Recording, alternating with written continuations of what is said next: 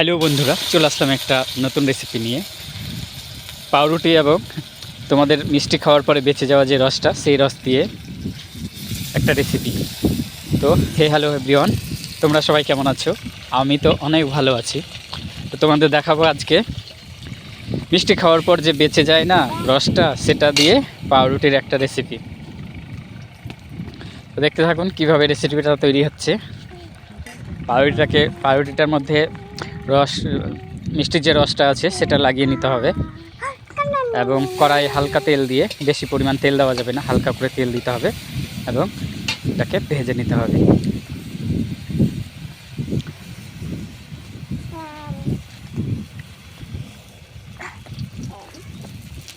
তেল কিন্তু কম পরিমাণে দিতে হবে, বেশি পরিমাণ দিলে পারে তেলটাকে সঙ্গে সঙ্গে পাউরুটিটা টেনে নেবে। তাই হালকা হালকা তেল দিতে, প্রত্যেকবারে অল্প অল্প করে তেল দিতে হবে আর এভাবে ভেজে নিতে হবে।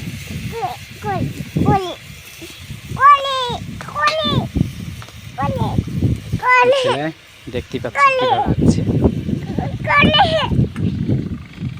এটা খেতে অনেক সুস্বাদু, আপনারা একবার হলেও ট্রাই করে দেখবেন।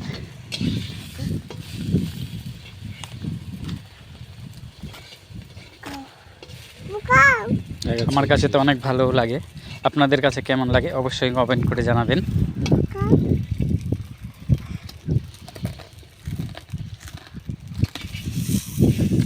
আপনাদের কাছে যদি রস না থাকে, মিষ্টির রসটা যদি না থাকে, তো আপনারা চিনি গুলে নিয়েও করতে পারেন।